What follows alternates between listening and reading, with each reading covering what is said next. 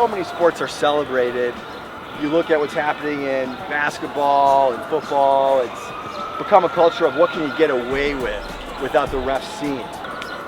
We're trying to put what looks like a ref on the field and say, no, it's your game. You find the way to express yourselves and settle disputes. And we're asking for you to kind of think about the way that you bring these ideals alongside this catch-22. All of you are on our observer list, and you'll be in contact with our deputy commissioner of the middle school. This year that is Malcolm Baker, phenomenal guy, maybe you've met him already. If there's ever an immediate need to contact someone outside of the game, whether you need help or there's a dispute that you don't know how to handle, Malcolm is your first line of defense. The deputy commissioner will always be on standby. You'll be on a text chain together and an email chain. So, if you don't have the best text program on your cell network, let us know. Maybe we can reimburse you. But you will get a number of texts. The day before each game, all of the middle school coaches will confirm that they're available and will attend. They're supposed to do it by 12:30. Absolute drop-dead failure to notify is 2 p.m. All right, so everyone has busy lives. We really appreciate you, from DiscNY to you, we really appreciate you guys making time for this, and you deserve to be able to plan a day in advance if there's a change in the schedule. After a game is complete, the one request we have for you is 3-part. All right, so we would ask that you email the observer chain with the game score, a spirit score, and a couple sentences recapping it. If not too onerous, that would go a long way. We want to have an archive of all the middle school leagues outcomes for years and years and years online, and it would be great to say Observer Ann saw an incredible game, and these 3 highlights really stood out. And they can be highlights about great sportsmanship.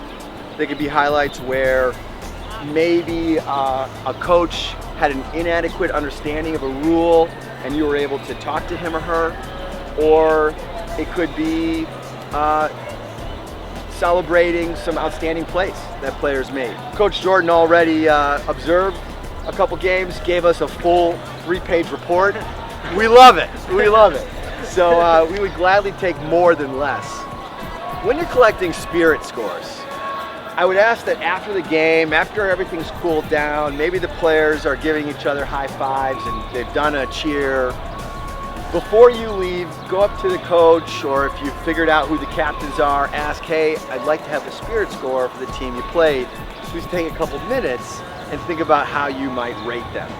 We'd like to have round numbers, 1, 2, 3, 4, or 5. All right, we don't want half numbers. And there's rankings on the website, but just to remind you, 5 is the highest level of respect shown. It's also a highest understanding of the rules, so it's going to be tough for a lot of middle schools, especially early in the season, to get their rules perfectly dialed. It's a complex game. We want to keep it simple, but we may not see a ton of 5s for that reason. If there are conflicts, they're resolved amicably without incident. The opposing team's conduct added to the enjoyment of the game. So that's the key element. It's not that it didn't detract. Did they actually have a better time because of the way they carried themselves? So that's kind of how I distinguish a 5. And it's perfectly fine for teams to get 4s. That's a fantastic score. It's respect shown through the game towards opponents, observers, spectators. It's an average knowledge of the rules, so something to strive for. All conflicts are resolved favorably, and the opposing team did not detract from our enjoyment. So that's the rub. 3 is generally exhibited respect, level of play and knowledge was adequate, rules were abided, conflicts were resolved plainly, maybe nothing overly chipper. And fair, decent attitudes were on display from both sides. 2 is a lack of respect, lack of knowledge for the rules. Conflicts were resolved heatedly, maybe even contentious incidents. 1 or 2 is enough to pull you into a 2 mark, and that happens. So 1 or 2 incidents is enough to pull a team down. We want our league to stand by high quality, and we're willing to put a bad incident on display, honestly. Hopefully that team will learn from it, and the goal is, at the end of the day, we want our playoff teams having an average of a 3 score or better. So at the high school level, you can't get to playoffs if you don't have an average 3. So we'll see if that's implemented at the middle school. There hasn't been any problems yet. 1 is both teams are horrible. Their lack of respect, they're trying to blatantly disregard the rules. They're leading to contentious incidents, and basically the game was unenjoyable. So 1 is the Pits. All right, so feel free to let me know over the season if you guys identify more specific language that's coming up over and over again in middle school and the way they think about spirit. And feel free to highlight in your recaps particular players or teams that had outstanding spirit. We'd love to really highlight that. Your role as an observer is to be the objective reference for the ultimate rules, okay? You are the end-all authority. Try to refer to yourself as observer. So, hi, I'm observer Livia, I'm observer Jordan. Use that terminology. A lot of these kids would be like, hey, ref, what the heck? You know, and you might be like, ref, I'm an observer. You're the ref, all right? I'm here to protect the sanctity of the rules, be a resource for you. And there are only 3 active calls that you can make. All right, ready for this, Sam? Here we go. What do you think is one of them? Ins, outs, and goals. So those count as 2 for me, right? In and out is 1. So we want you to try to follow the action on the field so that you can make a call. This is where really it's just a workout for you guys for like 45 minutes. Try to chase the ball, it's a flat ball, across the field and see if you can watch and monitor that sideline. You will actively call out, and if the player catches it in and you see it clearly in, you can make that presumption.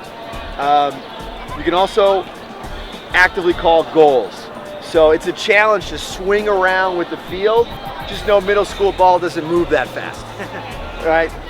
So the hucks are gonna be well within reach, and try to get to that goal line so you can see what's happening there. If you're on a goal line, I would suggest being towards the side and letting them have the majority of the middle of the field. That may mean you give up an active line call on the far sideline, and we'll talk about, well, what do you do if you weren't able to be the omnipotent view, and how do you negotiate with the players? You want to make travel calls when necessary, only if it's really egregious and continuously a habit. Make the call by yelling travel, okay? And I would suggest at the beginning of each game, bring the teams in. I would prefer to have both teams on either side of you. Introduce yourself, observer, observer, observer, and explain your 3 active duties. And remind them that if you do call a travel call, the rule is the play stops, the disc comes back. If it was caught, that team keeps the possession. If it was a turnover, then it would be at the spot of the turnover, right? So I would explain that one caveat to these players up front so there's no re-explaining later. Worst case, all your teams are running around, at least get to the flip with the captains and tell them the 3 active calls to disseminate to their teams. Is switching a pivot foot a travel or something else? Switching a pivot foot it's if they have established a pivot foot and then they switch to a different one, so they're here and then they go here, that is in fact a travel. So, and with that officiating. What you were saying. Yeah. Now, if they're right-handed and they choose to pivot awkwardly, not a travel, right? However, if they do establish their pivot and then they switch their pivot midpoint, you again want to go to the foundation of let a few go and tell that player, tell that coach, try to keep the game moving. But if it continues to happen, I would say 2 to 3 times, then you want to start to call it. For what it's worth, on the couple games I've observed so far, that was by far the most common error that players were making. This was students still figuring out how to hold a frisbee, so they would just keep switching their feet when they were trying to. Great example, yeah. I mean, we might as well show it, you know, for all the kids at home. If a player establishes their pivot foot here, and they're pivoting, and then they switch pivot foots, you know, it's not the most egregious because they didn't run, change directions, let it go.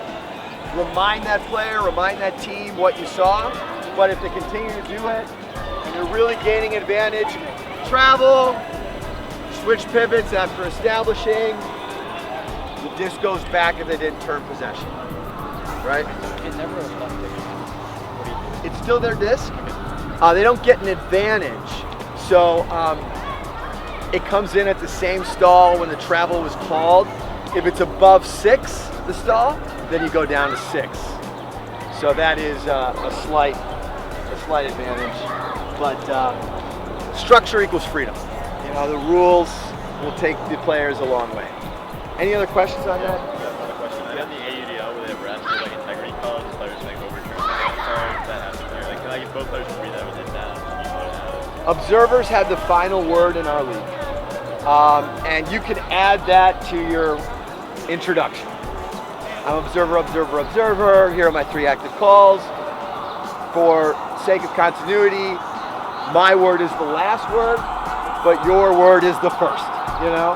We want self-refereeing at its finest, but yours is the last. And there may be times where you get it wrong. I mean, it's reality, and you have to own that. Feel free to put that commentary into your recap, and the best we can do is try to be honest and transparent. We're all human, and I think that actually will help what we're trying to accomplish, but yours is the last word. If you don't know, feel free to defer to best perspective, and we'll talk about that. Each team has 1 timeout per half, and there are no timeouts at hard cap. Hard cap is only on if you run out of time and the game is tied, okay? So that takes me to the clock. Please have a watch at every game or a phone that's like really good, or a smartwatch. I have. Game length is 25-minute halves, and the clock never stops. Runs continuously, 5 to 10 minutes for halftime. Play through if you're really tight, if the game started late or something. At halftime, you're done at 25 minutes. Even if we're midpoint, even if the game's tied, on the 25-minute mark, it's half. All right, so some observers will say 1 minute to half, 30 seconds to half, just to give these teams a chance to throw one up, okay? But hard stop. If time expires in the second half and they're tied, you play that point. If one team's up, it's over. Any questions on that? Yeah. For timeouts, does that stop the clock or is there? Timeouts does not stop the clock. We want to keep our timeouts to 90 seconds.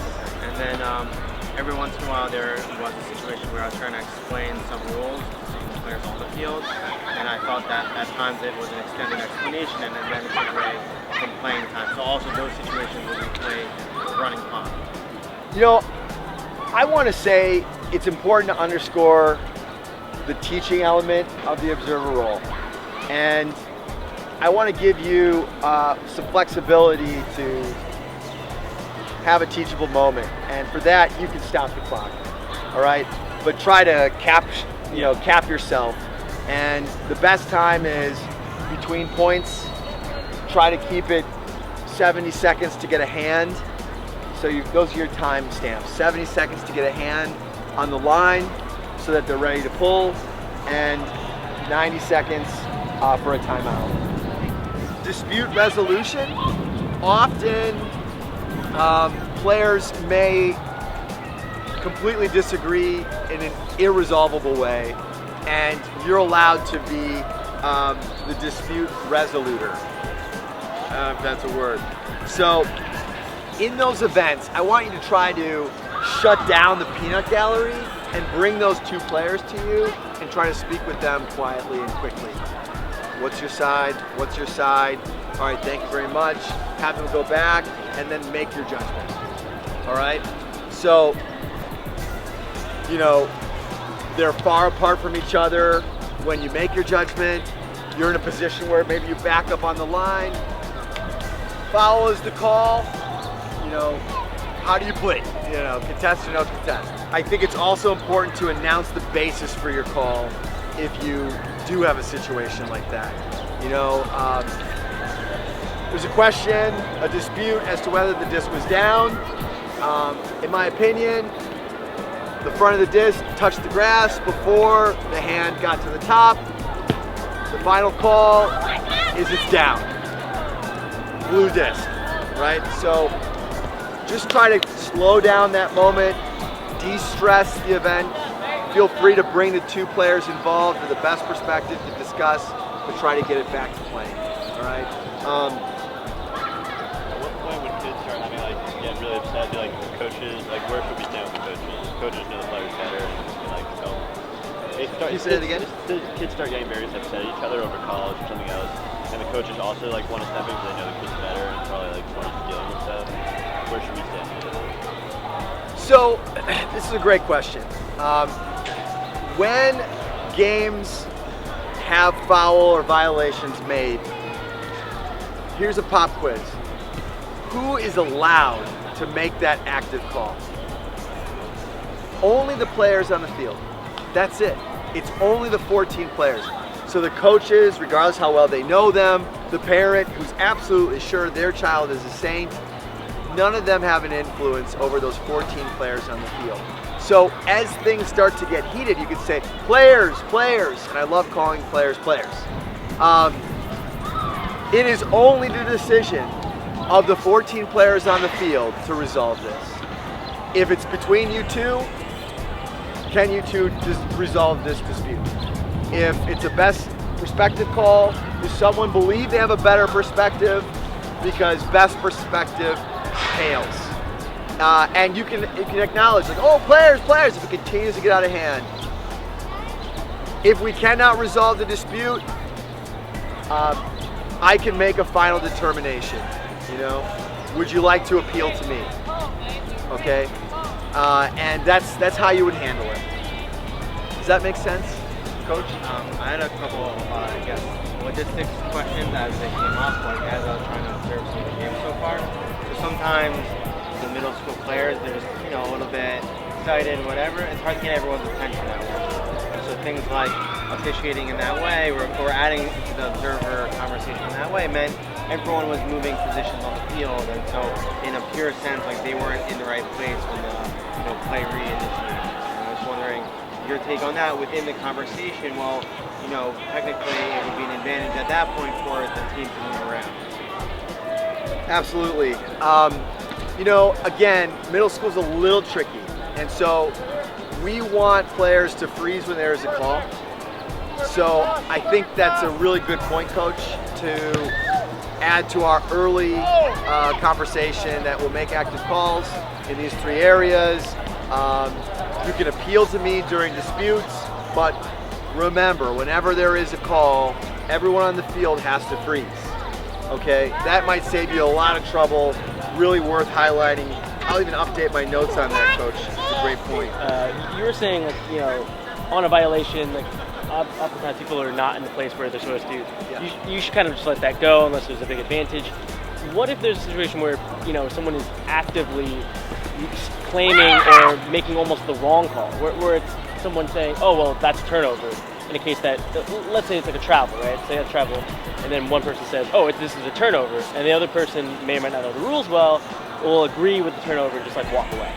Do I step in and say, wait, like, because they haven't come to me, they're just talking to themselves. So do I have to like be like, wait, that's a violation, that's not a turnover, or do I just let them do their thing? Yeah, no, it's a great question. You are allowed to make all the active calls on travels, right? So if you didn't make it, chances are you're not certain yourself. If it was not a travel and you're adamant, you could say that was not a travel and explain the rule. But you're right, there are so many other violations that a player could say you did something and they didn't know that it was not a rule. In that case, you let them play. You let them play. So it's interesting that your example was a travel, because you'd be active. That's the wrong one, yeah. But in general, we're not going to stop players from making the wrong call. And we want to use that as an example between points or during halftime to say, hey, look, maybe you have a little notebook and you're like, player 10 called a pick and he was 20 yards away,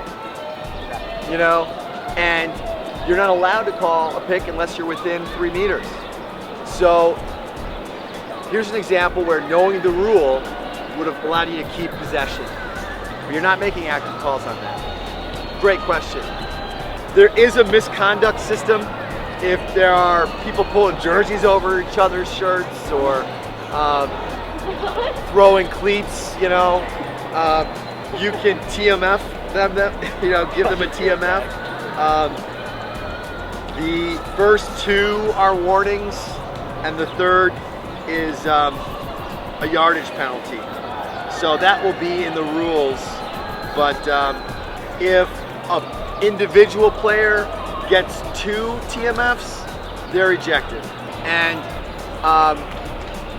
we haven't decided if that ejection will carry 2 halves or just that game.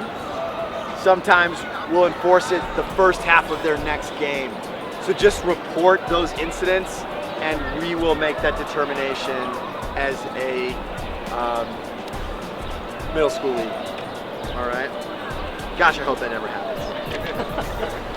Generally speaking, how should we position ourselves in comparison to the coaches? Or they presumably know that we're observing, but how should we sort of relate? Yeah. We're going to have kits for you guys, and you'll have observer pennies in there, big bright orange ones. So you're gonna look pretty legit. If in the event, you forget a bag or we're slow to get you a bag, just try to find a bright color to wear. Most of these schools have pretty, normal colors that something kind of wild will stand out. But if you want to triple check the website, you can see what color they are and wear something opposite.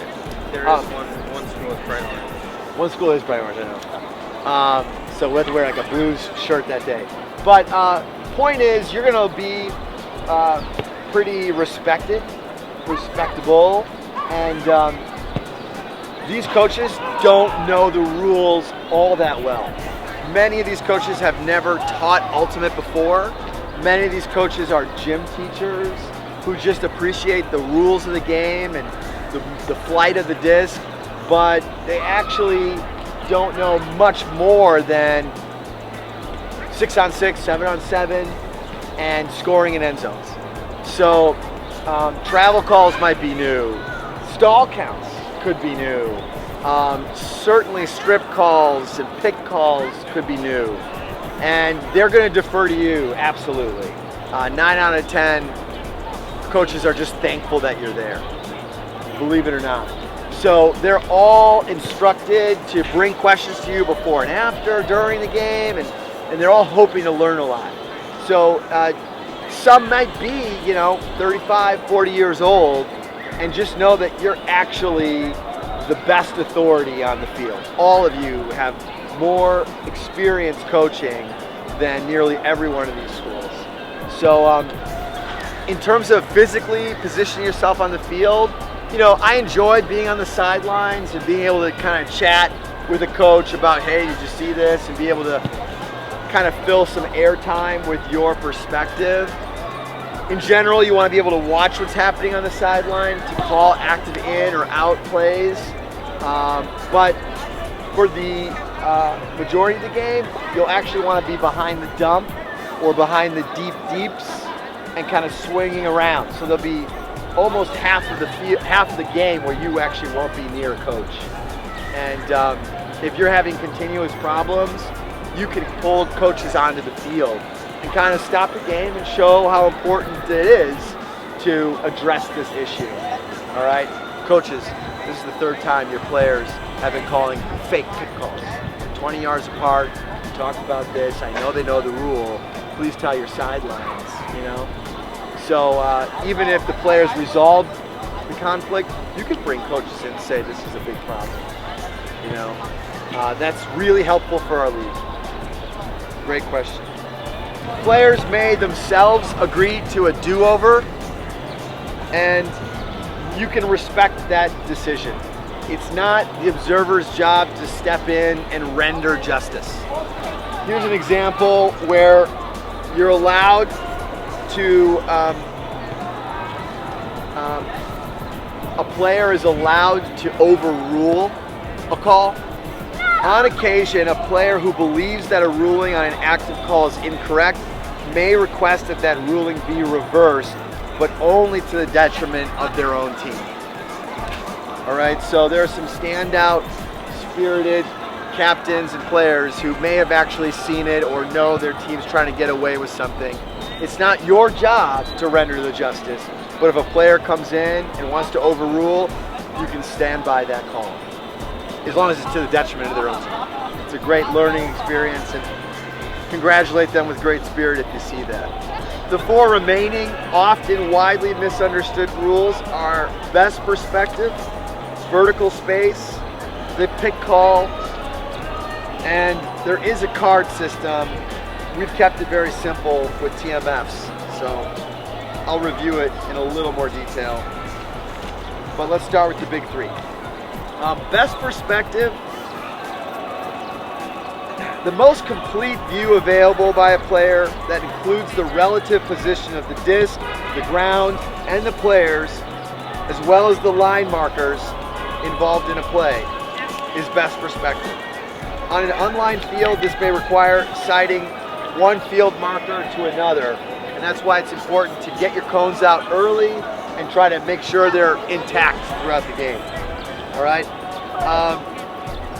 The closest observer maintains perspective, best perspective for the call.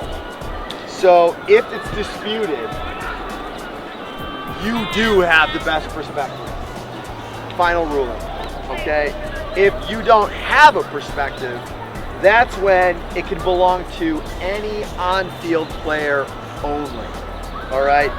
And it's not necessarily the one who made the catch. Most observers will say the receiver usually does not have the best perspective, right? They're more focused on the disc catching itself, maybe not where their feet touched. Players near or on the line generally have better perspective, but my immediate reaction is quell the peanut gallery. Hey, let them work it out. It's only the players on the field who make this call. If you cannot settle it, you can appeal to the observer, you know, but I would rather not remind them unless you see it continually contentious. Up and down calls are hard to generalize. It comes down to angles and visibility. And often you'll see observers kneel and get very low, in extreme cases, and see at the last second if they can catch a crazy low catch with their eyesight. And I would encourage you to be that limber, you know. Vertical space. The principle of verticality is a phrase I'd love for you to use. You know, it's sophisticated. We'd like to highlight that we're a very smart sport. There's a lot of rules to negotiate, and I think we have the most number of grad school degrees in our sport. Yeah, like per team, or like Yeah, per capita, you know. yeah. So, principle of verticality is all players have the right to enter the airspace immediately above their torso to make a play on a thrown disc. Very easy when you're going straight up. to determine who's got the vertical space.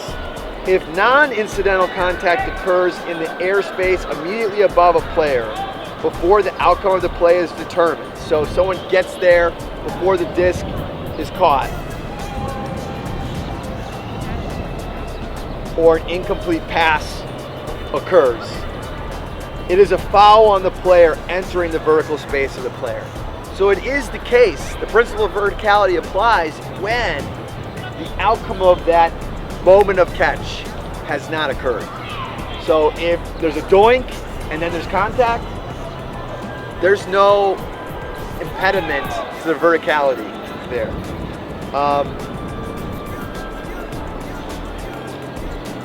People are entitled to the space if they jump straight up. If they're running and jumping at an angle, it becomes less clear. And it's possible that two players jumping to the same spot can have equal rights above them as they reach that spot. So a big misconception is that any contact above a player is always a foul.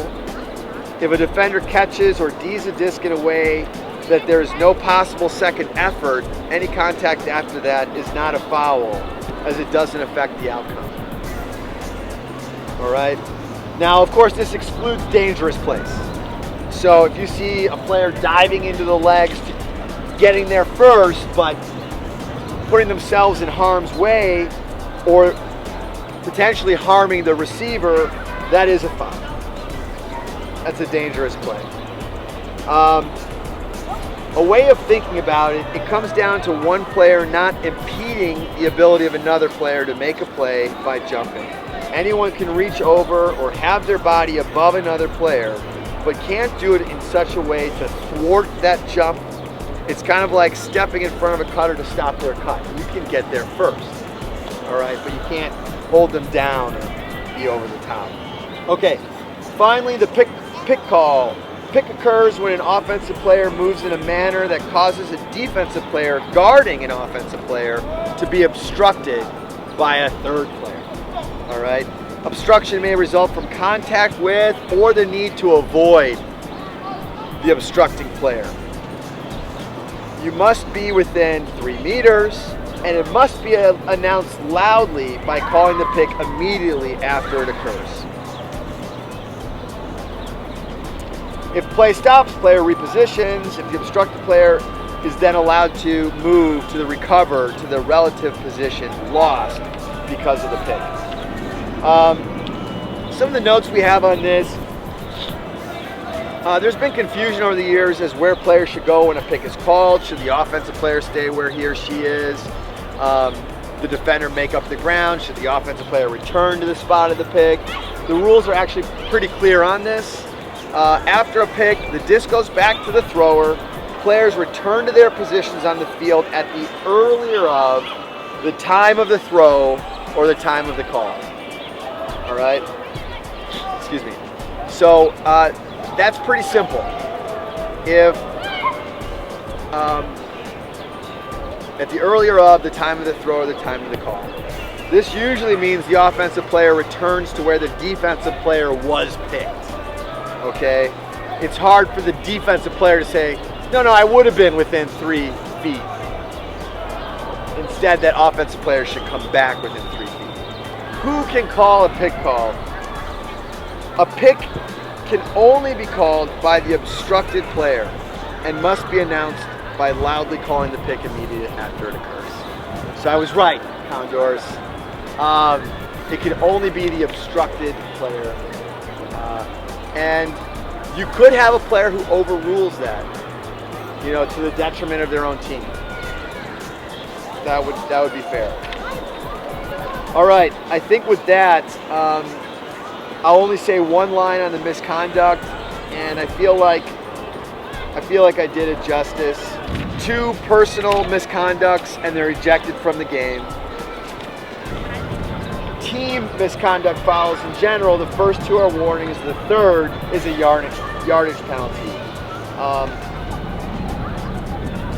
You would move the disc to the closest brick mark of the end zone they are attacking if it's a TMF against the D.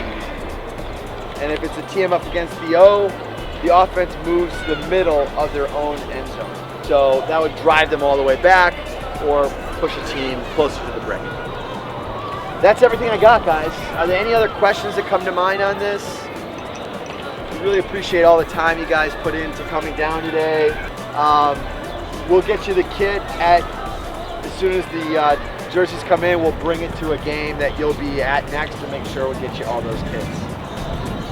Thanks a lot. Thanks a lot. Let's bring it in on a disc, guys. For all our great middle school players. One of these guys? Okay, a little shimmy. You want to put thumbs in? You know? Go faster, faster. All right. So, whoa, hey. You go lower and taller. All right, here's what we'll do. I'll say New York, and we'll all say Ultimate. Oh. Alright. On Ultimate, we'll lift it up. Alright. Ready? New York! Ultimate!